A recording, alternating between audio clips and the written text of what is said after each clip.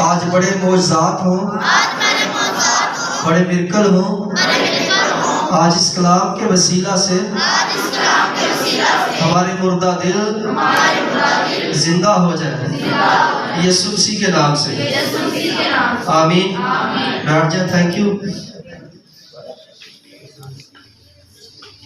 زوردار تعلیم میں ویلکم کریں گے خدا کے پاک روح کو،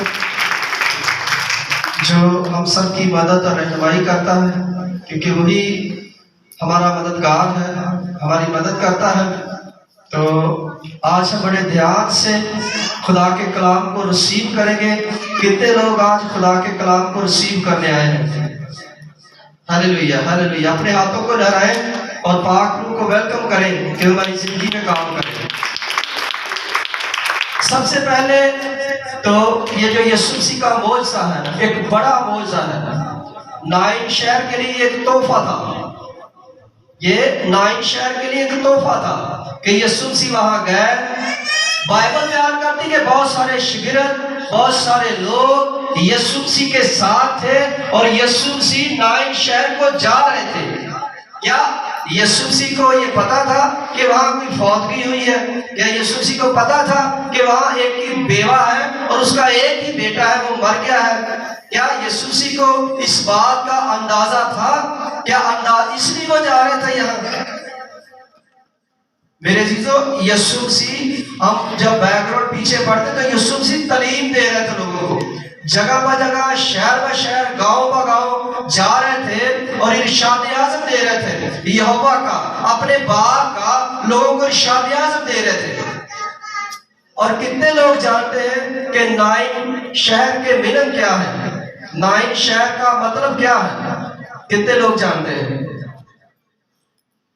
نائن شہر کا مطلب ہے خوبصورت جگہ، خوشنما جگہ، یعنی بیوٹیفل جگہ۔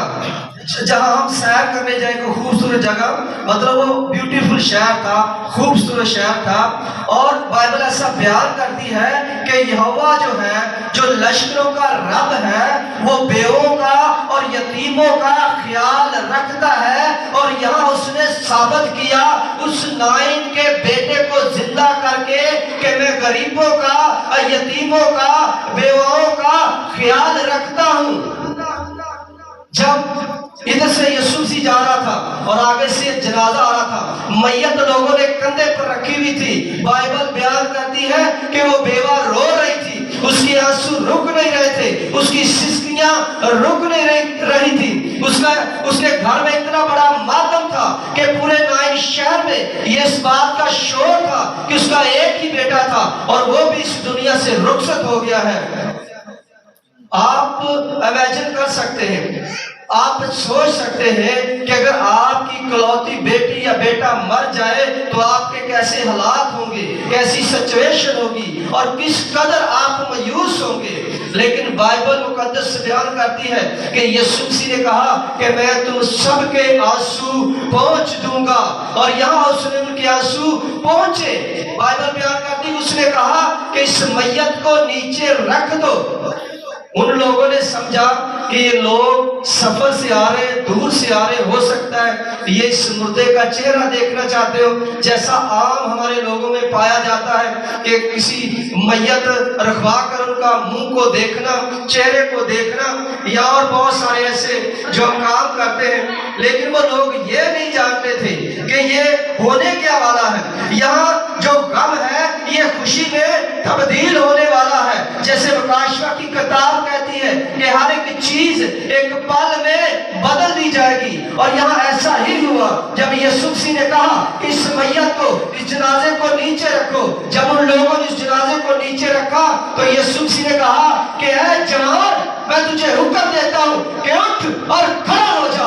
بائبل مقدس بیان کرتی ہے کہ وہ نوجوان اسی دم اٹھ کھڑا ہوا اور اس نے اس بچے کو اس کی ماں کو سونپ دیا۔ ہاللیلویہ، زوردار تالیاں اس ملک کے لیے۔ یسوع آج بھی بڑے بڑے مرکل کرنا چاہتا ہے، آج بھی معجزات کرنا چاہتا ہے۔ آپ جانتے ہیں جب ایسا معجزہ ہوتا ہے کسی چرچ میں، کسی ہیکل میں، تو وہاں حیرت ہو جاتی ہے، دہشت چھا جاتی ہے، لوگوں کی آنکھیں کھلی کی کھلی رہ جاتی ہیں، لوگوں کے لب جہاں ہوتے ہیں وہیں کھڑے رہ جاتے ہیں کہ اتنا بڑا معجزہ इतना बड़ा मिरेकल ये कैसे हो गया? जब यीशु मसीह ने इस मुर्दे को जिंदा किया, जो बेवा का इकलौता बेटा था, बाइबल मुकद्दस में से अभी हमने पढ़ा कि सब पर दहशत छा गई, लोग हैरान हो गए और इतनी शोहरत फैल गई यीशु मसीह की कि लोग हर तरह के बीमारों को लेकर यीशु के पास आने लगे।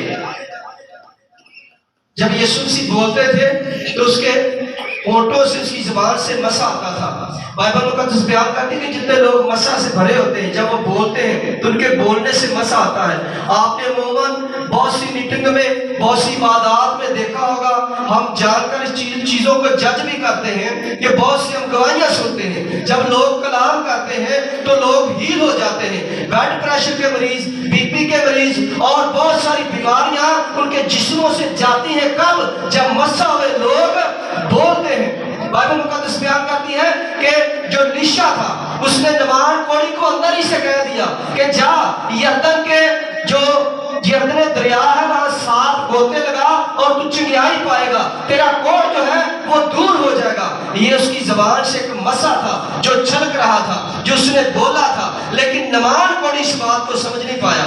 उसके अंदर गुस्सा आया कि मैं एक बड़ा लीडर हूं, एक बड़ा मंत्री हूं, एक बड़ा वजीर हूं और इस नबी ने मेरी बात को रद्द कर दिया, अपने दरवाजे से बाहर कदम नहीं रखा। इस बात से वो गुस्सा हुआ। लेकिन जो नमान कोड़ी का नौकर था उसने उसे समझाया कि अगर ये नबी इस्राएल में जो नबी है, अगर तुझे कोई बड़ा काम कहता क्या तू वो ना करता?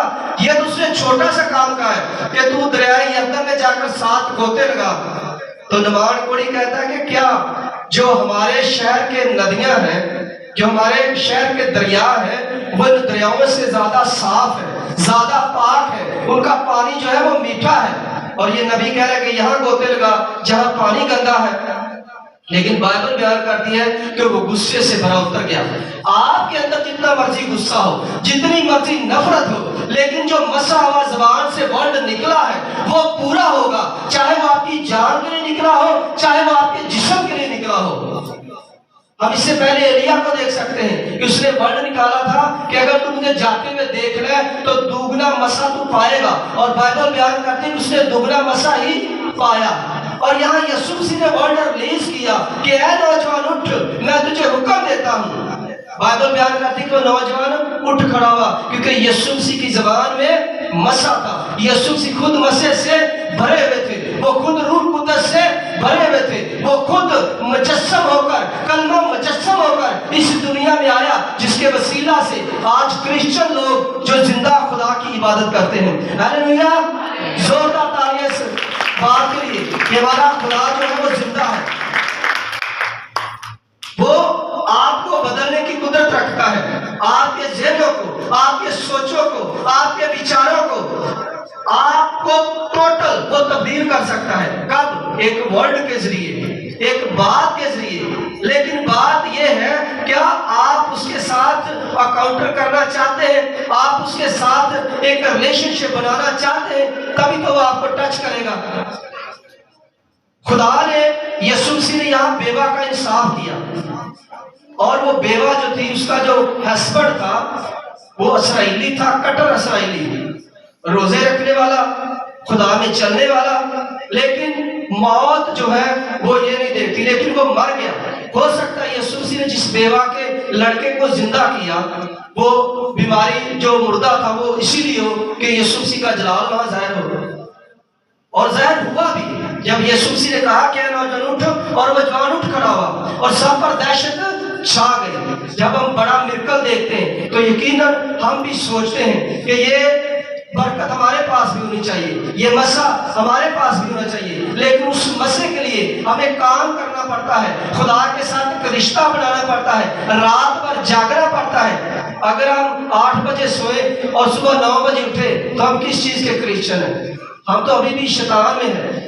जब तक, जिस तरह दाऊद कहता है कि ऐ खुदावन, मैं पोप फटने से पहले तेरी हमदो सना करता हूँ, तेरी सताइश करता हूँ। ऐसे क्रिश्चियन आपको बनना पड़ेगा, तभी तो आपकी जुबान पर मसा आएगा, आपके होंठों पर मसा आएगा, आपके गले में मसा बोलेगा। अगर आपके अंदर गाली गलौज है, चुगली है, तब फिरका है तो वही बोलेगा। अगर आपके अंदर खुदा की बातें हैं, खुदा के वर्ड हैं, अगर आप बाइबल को पढ़ते हैं तो आपके अंदर बाइबल होगी। जब हम बाइबल को पढ़ते ही नहीं है तो बाइबल कैसे होगी? जब हम एग्जाम देते हैं, मैथ पढ़ते हैं, बहुत सारी किताबों को स्टडी करते हैं, किस लिए? कि हम इम्तहान में पास हो जाए। हमारा भी इस दुनिया में इम्तहान है, हमारी जंग है, हमारी लड़ाई है, हमारी कुश्ती है।